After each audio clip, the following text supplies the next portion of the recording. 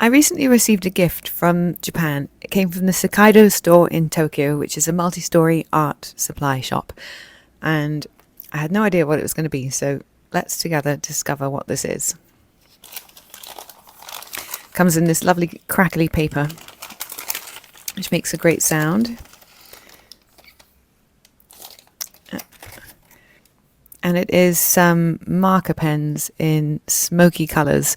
I've never used these before, so let's get some paper and try them out. I'm going to use this paint on paper by Clairefontaine. So this paper is not entirely smooth, it's got a bit of texture, so it should be perfect for what we're going to do today. So let's get these out of the packet and see. There's a lot of information on here which is in Japanese, which I can't understand. Okay, so looking closer, I can see that they're made by Kuratake, which was not immediately clear from the packaging, but they are. Got their website down there, down the bottom, and then also on the pen I can see it written. So let's get them out and test out the colours. They look pretty gorgeous. We'll do a series of swatching and testing out different ways that we can use them. I'm going to start by writing down the names of the colours so we can do the swatch test first of all. So let's start with this one. This is the 205. So it says water-based dye ink, dark blossom pink. I'll put their names on as well. I'll just quickly do that. Okay, so let's go with the dark blossom pink.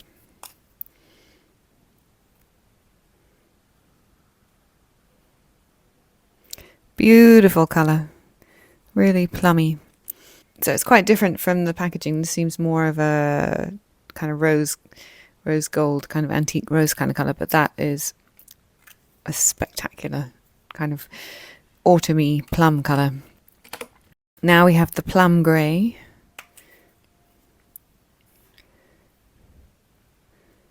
Beautiful again, much darker than its packaging shows. They're producing really even coverage and coming out very pigmented, so that's nice. This is a smoky teal.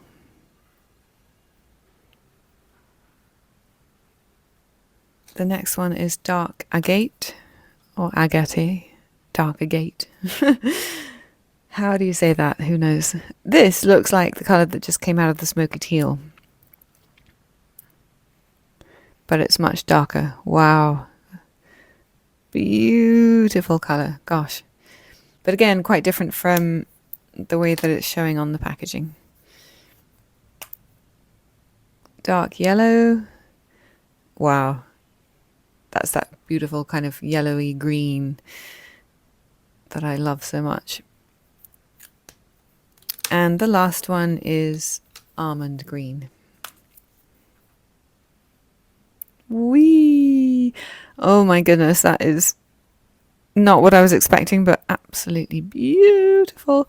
It's yeah, it's just not anything really. Let me see if I can bring it up closer. It's so much darker than showing on the pen itself. So I'm super happy with those colours. They obviously are extremely representative of what is here. Now they seem to have, they do look like exactly the same colours that I've got here, but they're just slightly darker. So yeah, and slightly darker than that. But that doesn't matter, we've got what we've got. So let's now try out some ways that we can use them.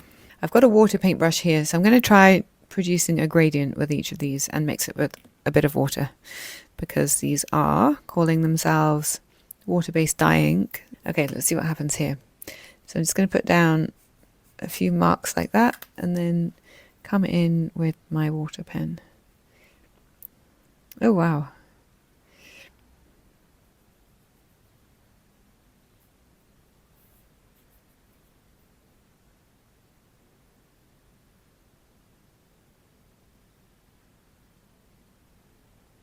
Nice.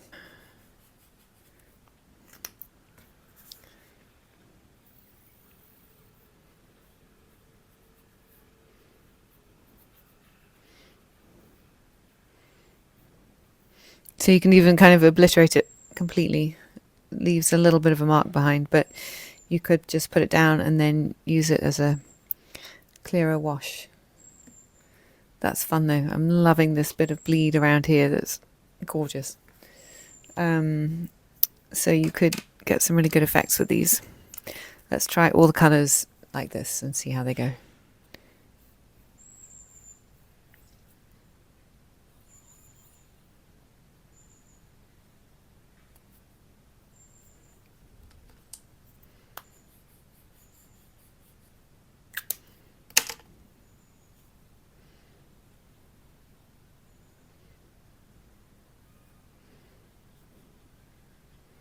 So that's really fun. I really like that. I love that they've got this, they're kind of inky, so they haven't got that texture that you would find maybe in a watercolor with the gradient, with the granulation. These are just like pure movement of pigment, movement of color, and that really amazing line. The dark agate. That's such a beautiful color.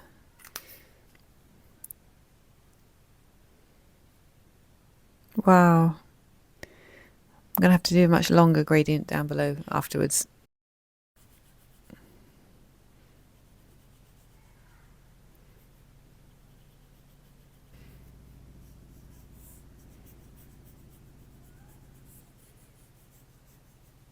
Had a bit of the blue left on my brush from that one. Let me just see if I can get that out. Okay, let's go in again.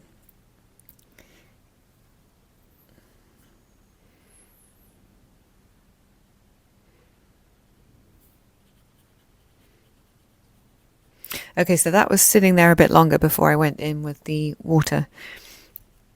So it stained a bit more than these other ones where I went in much faster with the water. So that's good to know as well. So there are no real mistakes in art. It's just trying and testing and seeing what kind of effects you can get and using them to your advantage.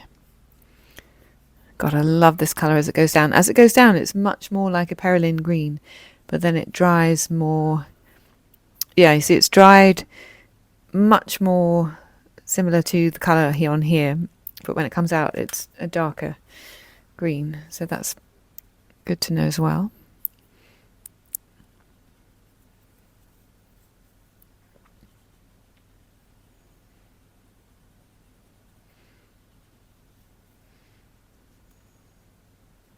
Alright, let's try a bit of a longer one.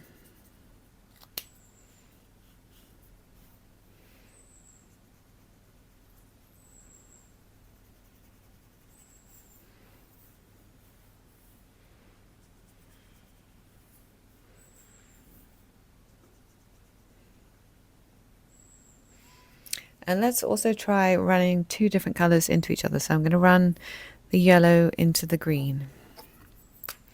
Put some green down and some yellow. And then let's see what happens.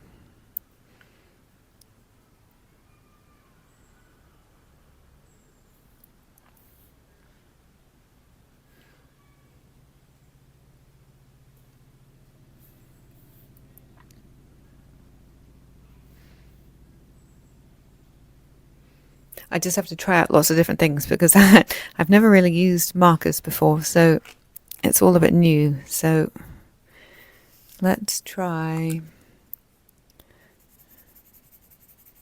putting down some colour, and then what happens if we just kind of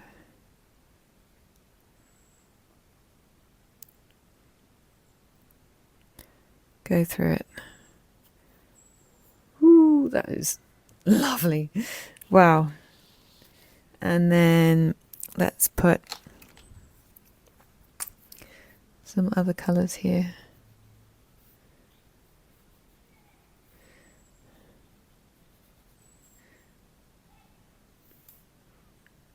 I'm just going to go right up close and touch it with the pen. Oh, wow. And then it will just bleed in.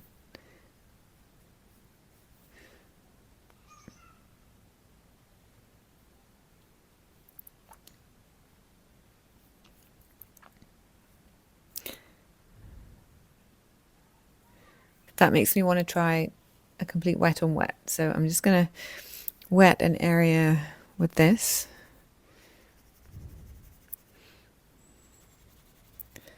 Not entirely clean water, but never mind. And then let's see what happens. I'll just draw a leaf shape. So it's quite pale coming into the water.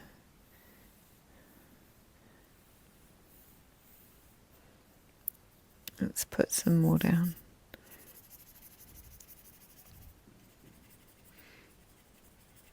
That was a much more puddly piece of water, so I'm going to try and put down a bit less here, and then let's see.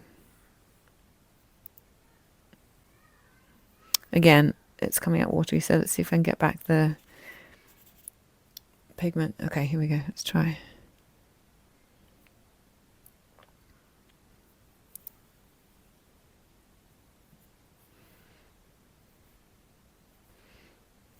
Gosh, it's lovely in the fact that it's got this really delicate point at the top of the brush, so you can get some really nice fine lines. But it's, yeah, it's totally bleeding out. But if that's the effect that you wanted, then you can certainly get it. I'm going to go back in and draw some lines over this one.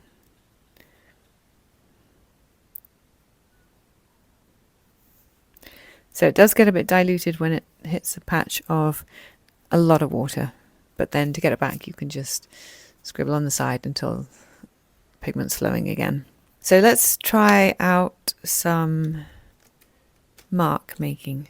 So, okay, if I go this way, I get that kind of line with a nice dry brush effect.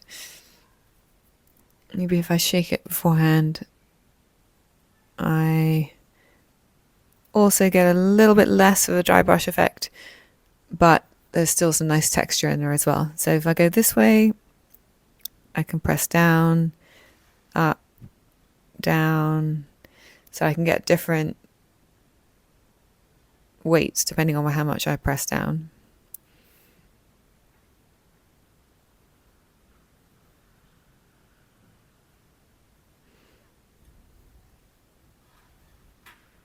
Let's try some flicking if I wanted to do some grass. That is cool. You can get some really lovely dry brush effects. Because if you want lots of pigment, then you can just hold it down in place and lots comes out. So you can go over and get that nice thick velvety coverage. But if you then want to flick things out of it, you've got the dry brush. Or if that happens if I go fast. If I go slowly, I can get the full coverage. So this seems really cool. You can get press down slow and then flick up.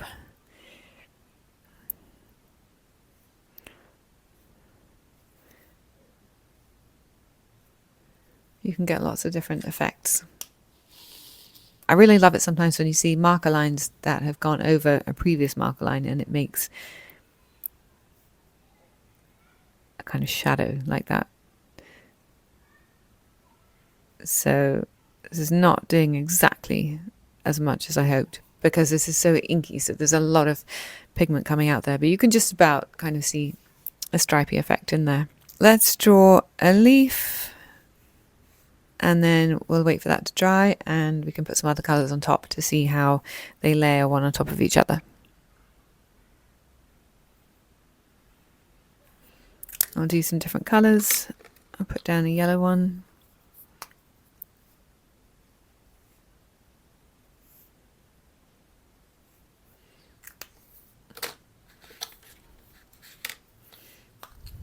A blue one.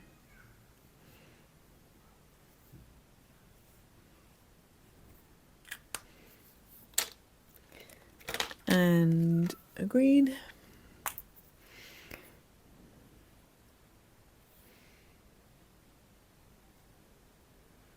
God, I just love that colour. It comes out immediately. It's just beautiful. So I'm putting down a few layers on this one to see if we can get some tonal gradients, variations. Anything I put down now is just kind of blending in. I'll try and do a lighter one as well. Okay, I will come back in with the different colour, purple going on top of the pink. And that's perfect. Perfect. So it stays below.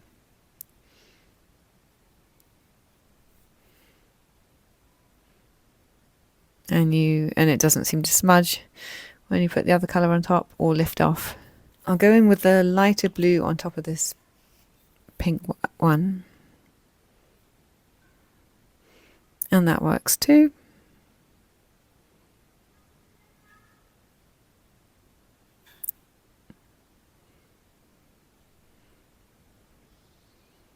And you can get that really fine ending to the leaf. Get some really nice, thin, delicate lines. Really thin. It's a beautiful nib. It's got it's really soft and just kind of responds to whatever you're doing.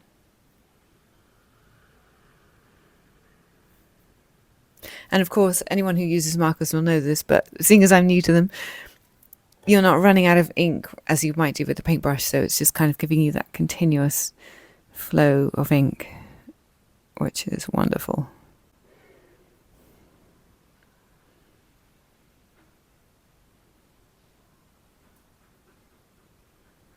Gosh, I wonder if I'll become a convert. I can't quite see it, but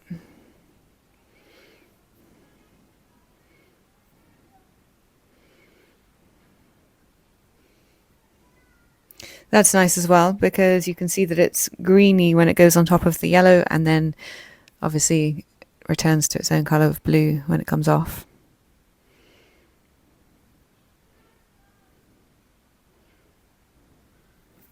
Okay, so I did this leaf really dark. Let's see.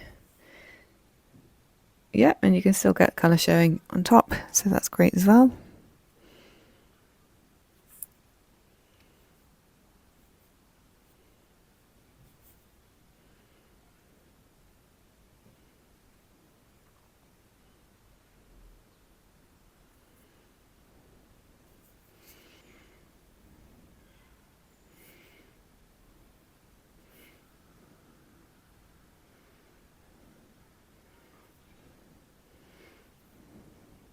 I'm really loving the texture and the inkiness of it.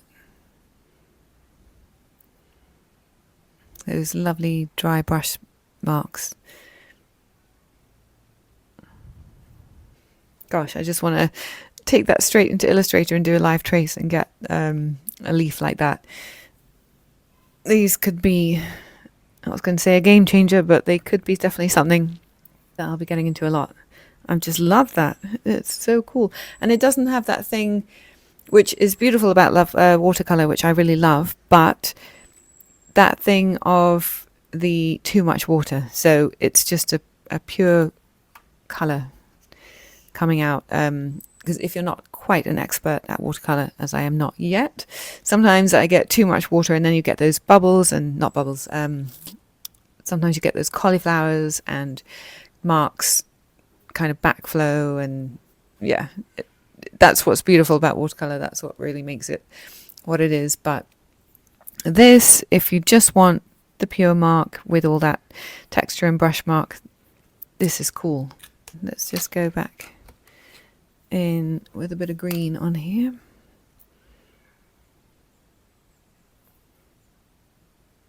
Oh, let's go in with the lighter blue.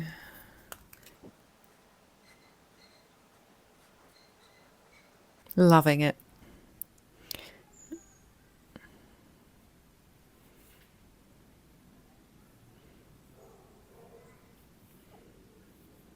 Now let's come back over this leaf, which I did the wet on wet, and just paint I'm going to do the green actually. Actually, no, I'll do the yellow. Let's see. Okay, I'm going to put the yellow over this blue. So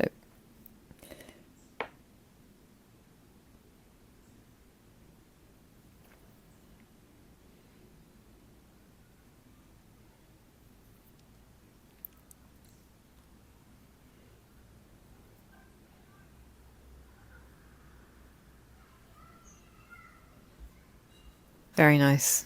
So that's just a kind of fun test sheet of some things that you can do. I also wanted to try using them to write a few words as a kind of lettering brush, but I've run out of paper, so I'm going to have to get another piece. So just bear with me 1 minute. And I wanted to try doing some lettering just to see what these are like as a potential lettering brush. So I'm going to take the pink one. I'm going to first of all write the word quite slowly, and then I'll write it fast so we can see what kind of difference we get between any dry brush or full coverage of the pigment, full coverage of the paper. So let's do a slow word first.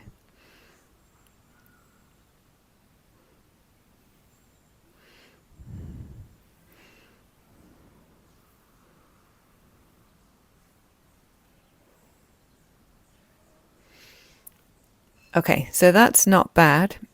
There's hardly any, there's edge texture. So here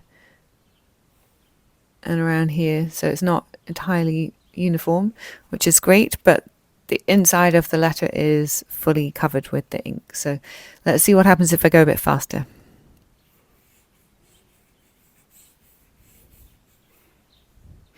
Yeah, as I suspected, much more dry brush effect. So that's a great thing because you can use it according to how you want. If you want something much more rough and kind of dry brush effect, then you can get that, or you could probably get a halfway house if you went somewhere between the really slow and the really fast, but you've got options, which is great.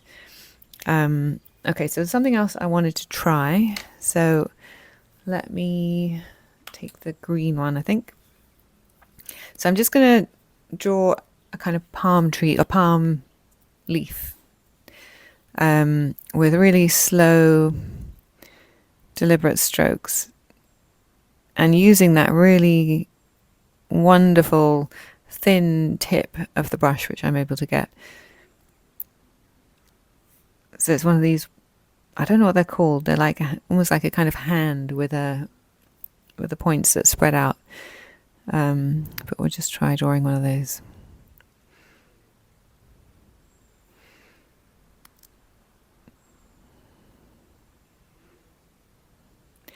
And then the other side, let's just move the paper around.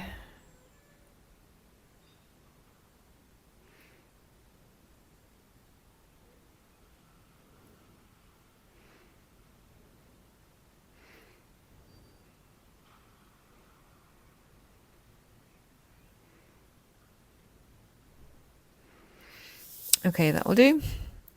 There's a bit of a difference there where I started between the dark and the light, but maybe when it dries it won't be quite so noticeable.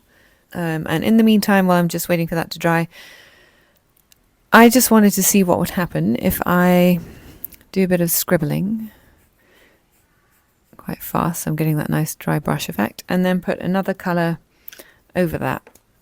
I'm going to go in with the yellow, which is going to mix with the green. So let's just see what happens. Yeah, that mixes in really nice. So that would be another way of mixing two colours. And let's try it with the two blues. Not leaving so much space.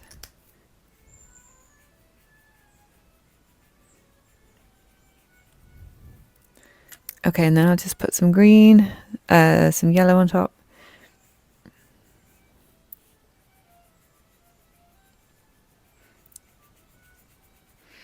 Yeah, so you can definitely put the colours on top of each other and blend them that way. Let's see what if I just go straight on top. Yeah, then I can just get a nice green. And then all you have to do to wait to get it back to its yellow colour is just wait for the ink inside the pen to come out again. But that's another way of blending if you didn't want to bring in the extra water brush.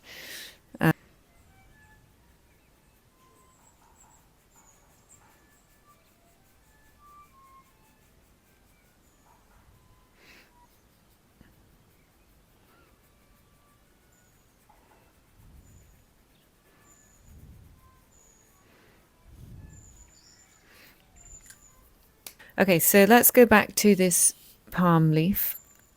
And then I'm just going to go in on half the side of each leaf and create a bit of shadow.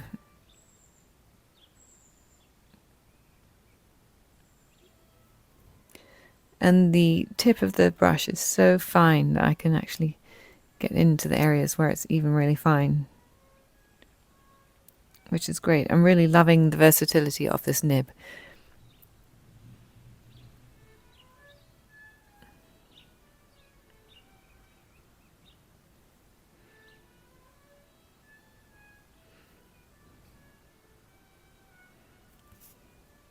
Ooh, this one is really skinny. Ah, I don't know if I can do that one. Just about. I can still do it.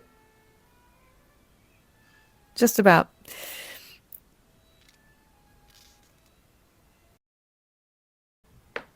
So that is great. I love that. So you can create shadows on top of things and get more of a 3D effect. Okay, I'm going to try another. I'm just thinking about what else I could try, but I want to try doing another word. So I'm just going to write the same word again.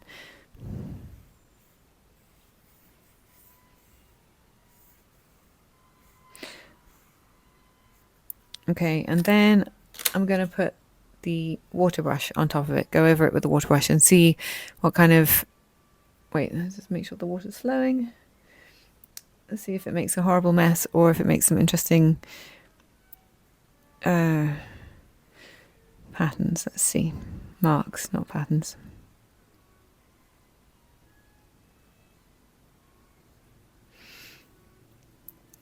So not really anything drastic, but you can definitely soften it. So let's say, for example, you got a really dry brush thing and you're like, instead of going over it, you can just put the water over it and soften it out like that.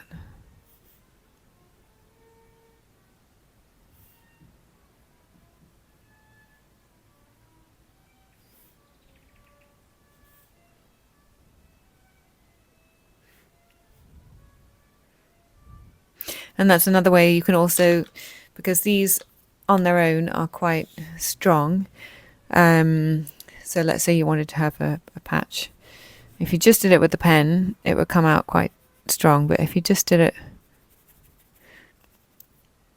with the pen and the water, then you can have a much lighter version. So you can dilute it that way.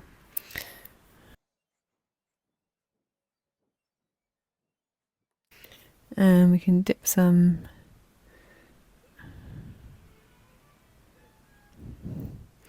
make some fun watermarks in there. I'm just trying out anything that comes to mind, really.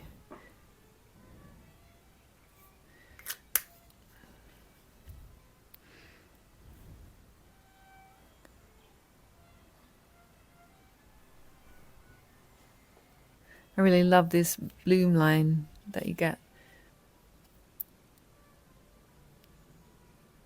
It's just so clean. I love it. So that was just a fun, quick play around with the Kuratake Zig Clean Color Real Brush marker pens. And yeah, if you're into marker pens, I would definitely recommend trying out at least one of these so you can see if you like it. But I had a great time and I'm sure I'm going to be using these for more things in the future. So that's all for today. Have a great day and I'll see you in the next one. Thanks for watching. Bye.